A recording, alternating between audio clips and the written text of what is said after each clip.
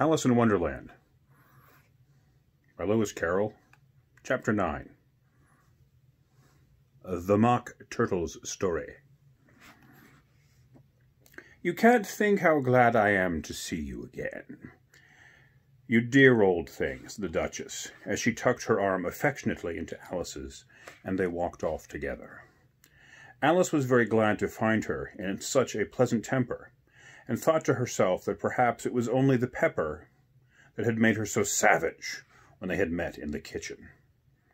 When I'm a duchess, she said to herself, not in a very hopeful tone, though, I won't have any pepper in my kitchen at all. Soup does very well without. Maybe it's always pepper that makes people hot-tempered. She went on, very much pleased at having found out a new kind of rule. And vinegar that makes them sour.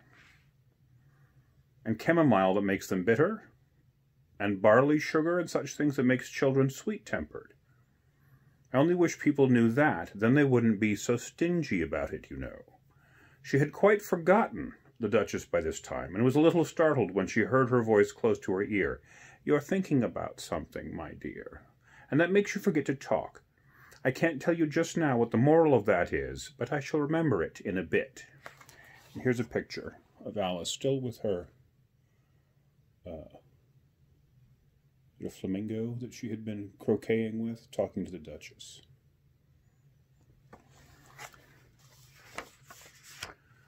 Perhaps it hasn't won, Alice ventured to remark. Tut, tut, child, said the Duchess.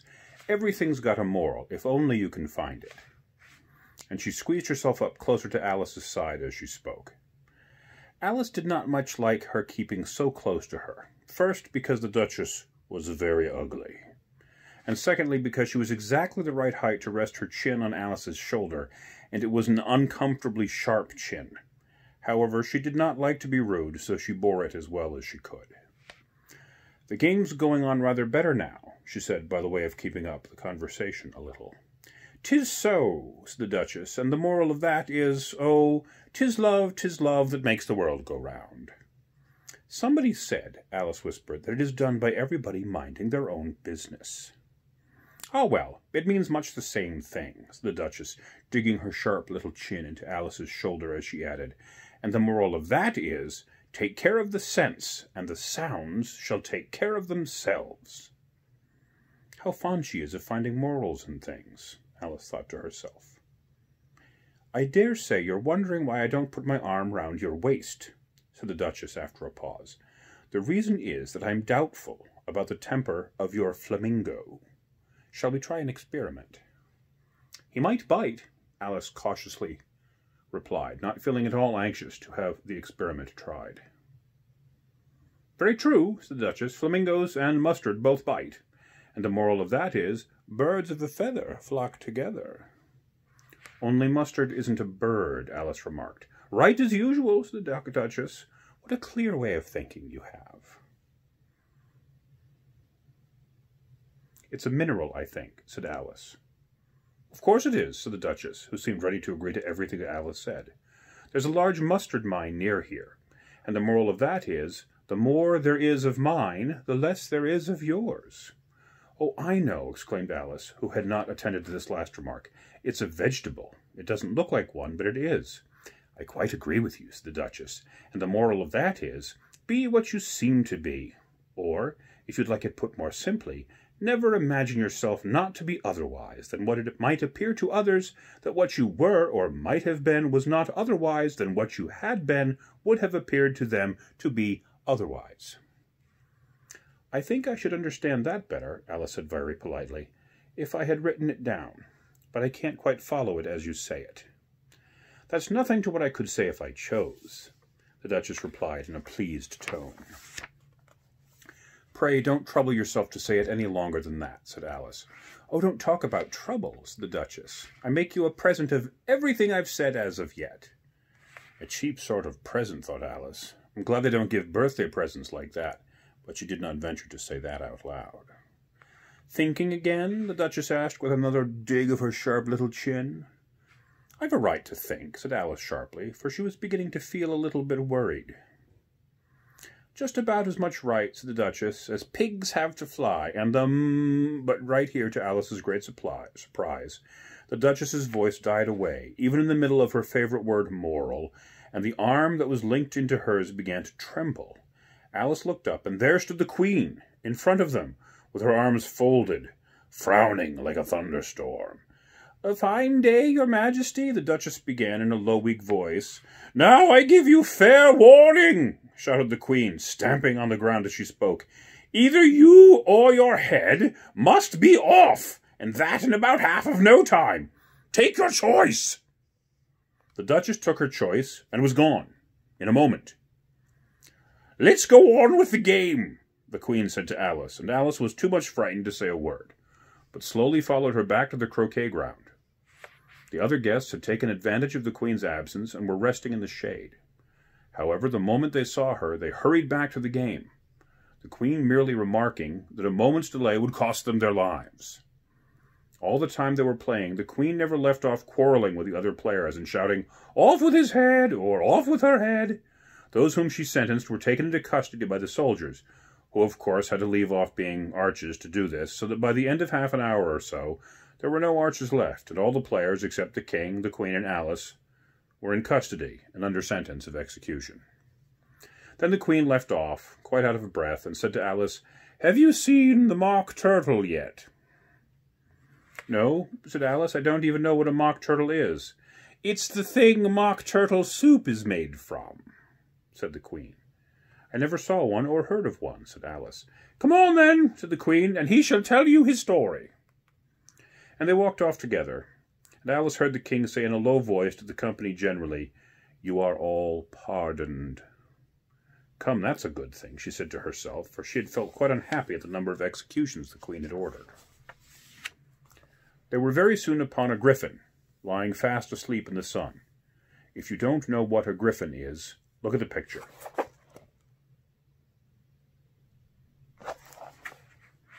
That says there, if you don't know what it is, look at the picture. Or you could look it up on the internet. Voila! Google a griffin! I'm going to say Google a griffin again in a funnier voice, because I think it deserves it. Google a griffin! Google a griffin. "Up! Lazy thing," said the Queen. "And take this young lady to see the mock turtle and to hear his story. I must go back and see after some executions I have ordered." And she walked off, leaving Alice alone with the griffin. Alice did not quite like the look of the creature, but on the whole she thought it would be quite as safe to stay with it as to go after a savage queen. So she waited. The griffin sat and rubbed his eyes, then it watched the Queen till she was quite out of sight. Then it chuckled. "What fun," said the griffin, half to itself, half to Alice. "What is the fun?" said Alice.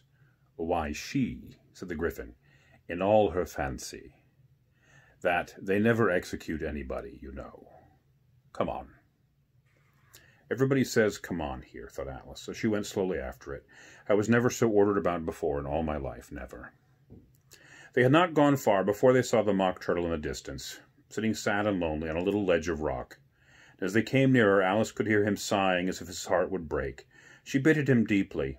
"What is his sorrow?" she asked the griffin. And the griffin answered, very nearly in the same words as before, "It's all his fancy, that. He hasn't got no sorrow, you know. Come on." There's the griffin. I showed you the picture before. We'll look at it a little longer now. With the mock turtle. Looks like it's got a cow's head in Alice, and she's still got the flamingo? I can't tell. Nope, I don't think so. Anyway, that's some weird stuff. Wild, weird, wacky stuff. So they went up to the mock turtle, who looked at them with large eyes full of tears, but said nothing. "This here young lady," said the griffin, she wants for to know your story, she do." "I'll tell it to her," said the mock turtle in a deep, hollow tone. "Sit down, both of you, and don't speak a word until I'm finished." So they sat down, and nobody spoke for some time, for some minutes. Alice thought to herself, "I don't see how he can ever finish if he doesn't begin," but she waited patiently.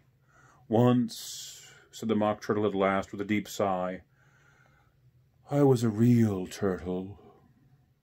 These words were followed by a very long silence, broken only by an occasional exclamation of from the Gryphon, and the constant heavy sobbing of the Mock Turtle. Alice was very nearly getting up and saying, "Thank you, sir, for your interesting story," but she could not help thinking there must be more to come. So she sat still and said nothing. "When we were little," the Mock Turtle went on at last, more calmly, though still sobbing a little now and then, "we went to school in the sea. The master was an old turtle. We used to call him Tortoise." "Why did you call him Tortoise if he wasn't one?" Alice asked. "We called him Tortoise because he taught us," said the Mock Turtle angrily. "Really, you are very dull." "You ought to be ashamed of yourself for asking such a simple question," added the Gryphon, and then they both sat silent and looked at poor Alice, who felt ready to sink into the earth. At last the Gryphon said to the Mock Turtle, "Drive on, old fellow, don't be all day about it." And he went on in these words, "Yes, we went to school in the sea, though you mayn't believe it." "I never said I didn't," interrupted Alice. "You did," said the Mock Turtle. "Hold your tongue," added the Gryphon. Before Alice could speak again, the Mock Turtle went on. "We had the best of educations. In fact, we went to school every day." "I've been to school, to-day school too," said Alice. "You needn't be so proud as all that." "With extras?" asked the Mock Turtle a little anxiously. "Yes," answered Alice. "We learned French and music." "And washing?" said the Mock Turtle. "Certainly not," said Alice indignantly. "Ah, then yours wasn't a really good school," said the Mock Turtle in a tone of great relief. "Now at ours they had at the end of the bill French, music, and washing extra." "You couldn't have wanted it much," said Alice, "living at the bottom of the sea." "I couldn't afford to learn it," said the Mock Turtle with a sigh. "I only took the regular course."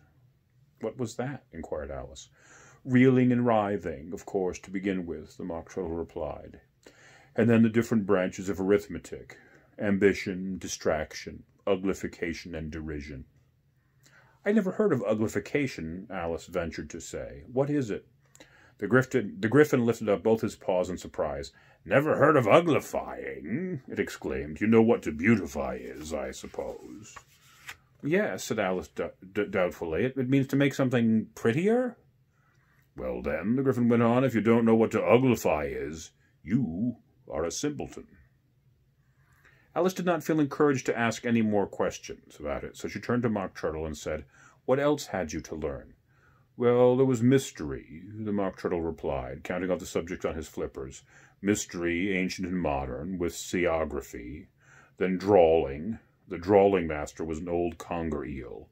They used to come once a week. He taught us drawling, stretching, and fainting in coils." "What was that like?" said Alice. "Well, I can't show it to you myself," said Mock Turtle. "I'm too stiff. And the Gryphon never learned it." "Hadn't time," said the Gryphon. "I went to the classical master myself. He was an old crab, he was." "I never went to him," the Mock Turtle said with a sigh. "He taught laughing and grief, they used to say." "So he sure did," said the Gryphon, sighing in his turn, and both creatures hid their faces in their paws. "And how many hours a day did you do lessons?" said Alice, in a hurry to change the subject. 10 hours the first day," said the Mock Turtle, 9 the next, and so on. "What a curious plan," said Alice. "That's the reason they're called lessons," the Gryphon remarked, "because they lessen from day to day." That was quite a new idea to Alice, and she thought it over a little before she made her next remark. "Then the 11th day must have been a holiday." "Of course it was," said the Mock Turtle. "And how did you manage on the 12th?" Alice went on eagerly. "That's enough about lessons," said the Gryphon, interrupting in a very decided tone. "Tell her something about the games now." And that is the end of the Mock Turtle's story. And chapter 10 is called The Lobster Quadrille. I don't know what a quadrille is, but I expect we shall find out in chapter 10. Or maybe not, because this book is filled with foolishness, which is why I love it so. I've read it many times, and that is why my head is now full of foolishness, of this and other sorts. So, No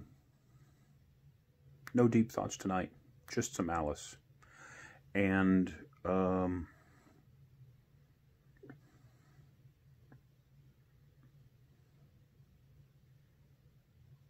that's it. So I hope you have pleasant dreams, and that you wake up tomorrow and are filled with good feelings and good thoughts for the day. So go. Can you hear my train? I don't know if you can hear it, but there's a train across the street.